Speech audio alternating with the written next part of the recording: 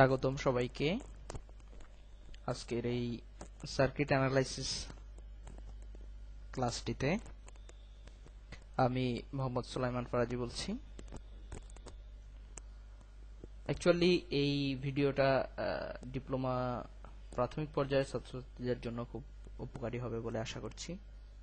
আজকে আমরা যে বিষয়টির উপর শিখব সেটা হচ্ছে সিরিজ সার্কিট। সিরিজ সার্কিটে আমরা যে বিষয়টির উপর গুরুত্ব দেই সেটা হচ্ছে সিরিজ সার্কিট কেমন সার্কিট সেটাকে আগে আমাদেরকে চিনতে হবে। আমরা যদি একটা সার্কিট আঁকি তাহলে খুব ভালোভাবে ক্লিয়ার হব।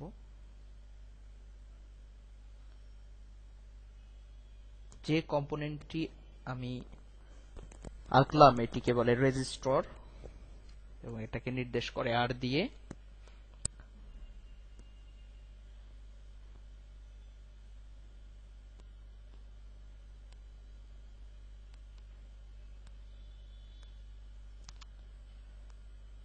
আমি কতগুলো রেজিস্টর পরপর আঁকলাম। সিরিজ সার্কিট তখনই বলা হবে যখন কোনো একটি রেজিস্টরের দ্বিতীয় প্রান্ত অন্য একটি রেজিস্টরের প্রথম প্রান্তের সাথে সংযুক্ত হবে। সিমিলারলি পরবর্তী রেজিস্টরের দ্বিতীয় প্রান্ত অন্য একটি রেজিস্টরের প্রথম প্রান্তের সাথে মিলিত হবে। একইভাবে যদি এটাকে বলি এটা হচ্ছে এই রেজিস্টরটির দ্বিতীয় প্রান্ত আর এটা হচ্ছে এই রেজিস্টরটির প্রথম প্রান্ত এটির। এখন আমরা এই সার্কিটটিতে একটি ভোল্টেজ সোর্স সংযুক্ত করব। পোলারিটি দিয়ে দিচ্ছি, এটি হচ্ছে পজিটিভ পোলারিটি, এটি হচ্ছে নেগেটিভ পোলারিটি, অর্থাৎ কারেন্ট এভাবে ফ্লো হবে। এবং সর্বশেষ এটা আই বলছি আমরা, এখানে একটা ভোল্টেজ সোর্স যেহেতু দিয়েছি এর একটা মান দিয়ে দিচ্ছি 100 ভোল্ট। এখানে সামান্য লিজেন্ড আমি দিচ্ছি। ভোল্টের একক যারা না জানে তাদের জন্য, যারা জানে তাদের জন্য নয়। ভোল্টের একক হচ্ছে ভোল্টেজের একক আর কি, ভি। আমরা ভি দিয়ে চিহ্নিত করি। কারেন্ট আই এবং রেজিস্টরকে চিহ্নিত করি আমরা আর দিয়ে।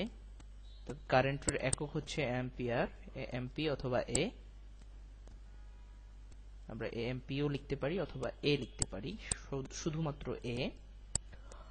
আর রেজিস্ট্যান্সের ক্ষেত্রে আমরা চিহ্নিত করব আর দিয়ে, আর একক হচ্ছে ওহম। এবারে যে বিষয়টি সেটি হচ্ছে আমরা এই রেজিস্টরগুলোর এক একটা নাম দিব। এটাকে বললাম R1 এবং এর একটা মান বললাম 2 ওহম। এটাকে বলছি আমরা R2,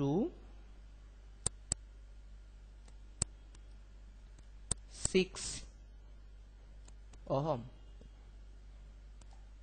এটাকে বলছি আমরা R3, 1 ওহম। আর সর্বশেষ এটাকে বলছি আমরা R4, 2 ওহম। উপরের সার্কিটটির আমরা সিরিজ সার্কিটের সকল পদ্ধতি মেনে প্রত্যেকটা রেজিস্টরের এগেইনস্টে ভোল্টেজ ড্রপ, কারেন্ট, এভরিথিং বের করতে পারি। তো প্রথমেই আমাদের সিরিজ সার্কিটের ক্ষেত্রে কয়েকটা বিষয় জানা দরকার। তার মধ্যে প্রথম হচ্ছে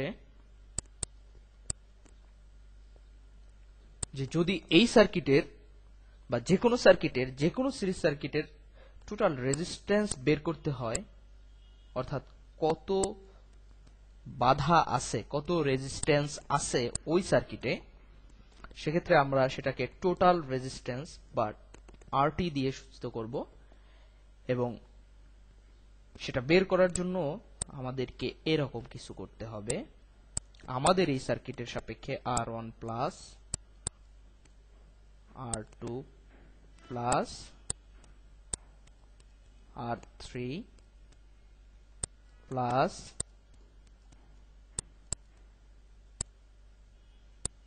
R4, অর্থাৎ সিরিজ সার্কিটে যতগুলো রেজিস্টর থাকবে সবগুলো রেজিস্টরের মানকে যদি আমরা যোগ করে দেই তাহলে উক্ত সার্কিটের টোটাল রেজিস্ট্যান্স পেয়ে যাব।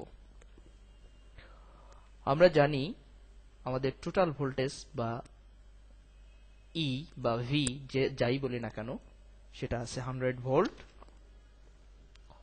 আমাদেরকে বের করতে হবে টোটাল রেজিস্ট্যান্স, বের করতে হবে প্রত্যেকটা রেজিস্টরের এগেইনস্টে ভোল্টেজ, বের করতে হবে সার্কিটের কারেন্ট। দ্বিতীয় টার্মটা হচ্ছে সিরিজ সার্কিটে প্রত্যেকটা রেজিস্টরের ক্ষেত্রে কারেন্ট সমান থাকে, অর্থাৎ কোথাও কোনো প্রকার কারেন্ট ড্রপ হবে না।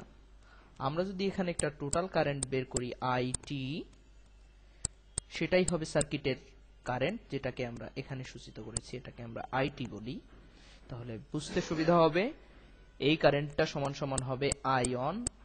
আইঅন বলতে আমরা বোঝাতে যাচ্ছি আর অন এর মধ্য দিয়ে প্রবাহিত কারেন্ট I1। একইভাবে I2,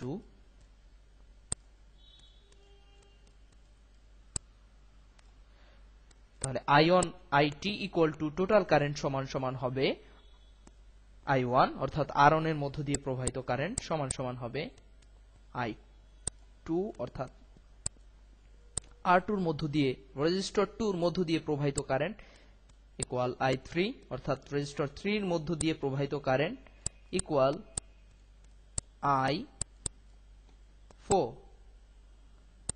বা 4 নাম্বার রেজিস্টরটির মধ্য দিয়ে প্রবাহিত কারেন্টগুলো থাকবে একই, অর্থাৎ সিরিজ সার্কিটে কোনো ধরনের কারেন্ট ড্রপ হবে না। তৃতীয় বিষয়টি হচ্ছে আমরা ভোল্টেজ বের করব। একটা হচ্ছে যদি বলি আমরা ভিটি টোটাল ভোল্টেজ, তাহলে সেটা সমান সমান আমরা বলবো আইটি গুণ আরটি, অর্থাৎ টোটাল কারেন্ট গুণ, অর্থাৎ সার্কিটের যে কারেন্ট সেটা গুণ হচ্ছে টোটাল রেজিস্ট্যান্স। এই তিনটা বিষয় আমরা যদি ভালো করে জানি বা বুঝতে পারি তাহলে আমরা যে কোনো সিরিজ সার্কিটের সলিউশন করতে পারবো। উপরের সার্কিটটার সলিউশন যদি আমরা করি,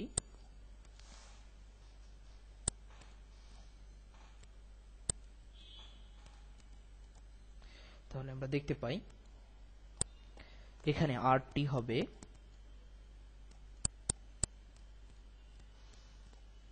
R1 মিন্স হচ্ছে 2 প্লাস R2 মিন্স হচ্ছে 6, অর্থাৎ R1 R2 এর মানগুলো আমরা এখানে বসাচ্ছি সরাসরি এই সূত্রটা থেকে। আমরা দেখতে পাচ্ছি এখানে একটা সূত্র আছে, অর্থাৎ আমরা সিরিজ সার্কিটের ক্ষেত্রে সবগুলো রেজিস্টরের যোগ করে দিলে টোটাল রেজিস্ট্যান্সের মান পাবো। R3 1 এবং R4 আরেকটা রেজিস্টর আছে যার মান হচ্ছে আমাদের 2। তো আমরা টোটাল রেজিস্ট্যান্স পাচ্ছি 11 ওহম। যখন আমরা আরটি এর মান পেয়ে গেলাম, অর্থাৎ টোটাল রেজিস্ট্যান্স পেয়ে গেলাম, এবার দ্বিতীয় স্টেপ সলিউশনের, এটা হচ্ছে স্টেপ 1, এটা হচ্ছে স্টেপ 2। আমরা সার্কিট দিয়ে প্রবাহিত কারেন্টের মানটা বের করব, অর্থাৎ আইটিটাকে বের করব। আর আইটি বের করলে আমরা সার্কিটের প্রত্যেকটা রেজিস্টরের এগেইনস্টে কারেন্টটা পেয়ে যাব, কারণ সিরিজ সার্কিটের ক্ষেত্রে কারেন্ট সব সময় সমান। I ইকুয়াল ভি বাই আর, অর্থাৎ ভিটি যদি বলি বাই আর টি,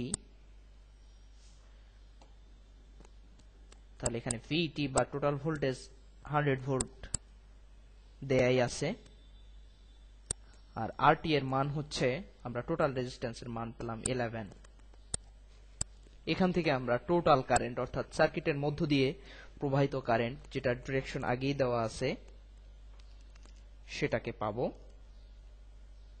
আমরা এটার আনসার পাই 9.09 9.09।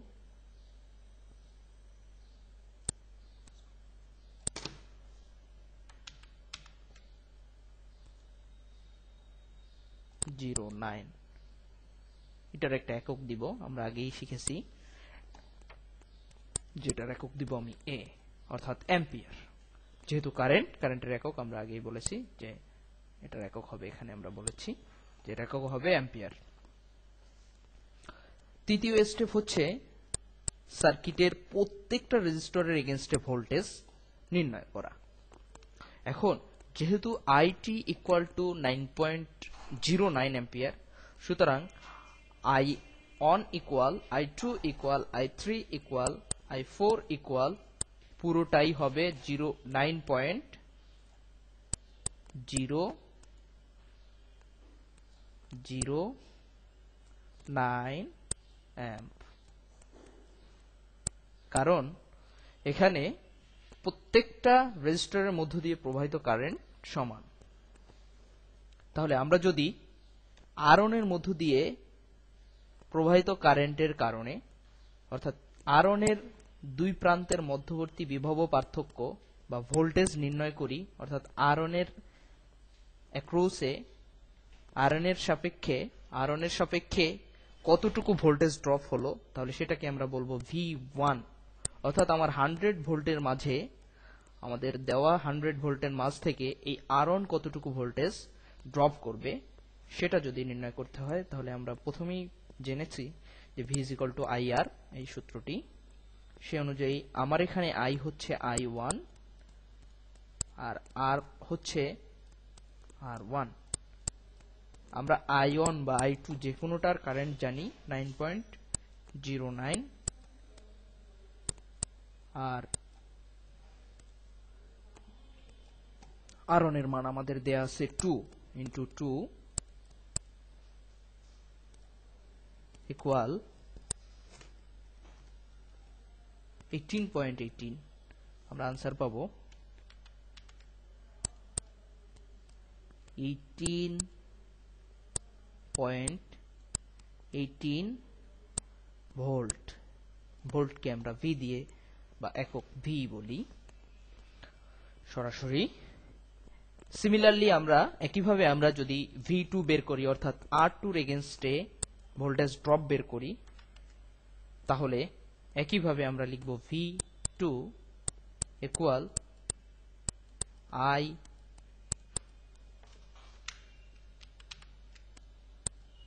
I2 into R2, V3 equal I3 into R3। একইভাবে V4 equal I4 into R4। এভাবে আমরা প্রত্যেকটা রেজিস্টরের এগেইনস্টে ভোল্টেজ ড্রপ বের করতে পারি। অর্থাৎ সিরিজ সার্কিটের ক্ষেত্রে শুধুমাত্র ভোল্টেজ ড্রপ হবে, কারেন্ট ড্রপ হবে না। কারেন্ট প্রত্যেকটা রেজিস্টরের ক্ষেত্রে সমান এবং ভোল্টেজ ড্রপ হবে। সর্বশেষ যদি আমরা এই V1, V2, V3 এবং V4 এর মানকে যোগ করি, তাহলে আমরা ফাইনালি আনসার পাবো 100 ভোল্টস, অর্থাৎ আমাদের যেটা সোর্স ভোল্টেজ। ধন্যবাদ সবাইকে।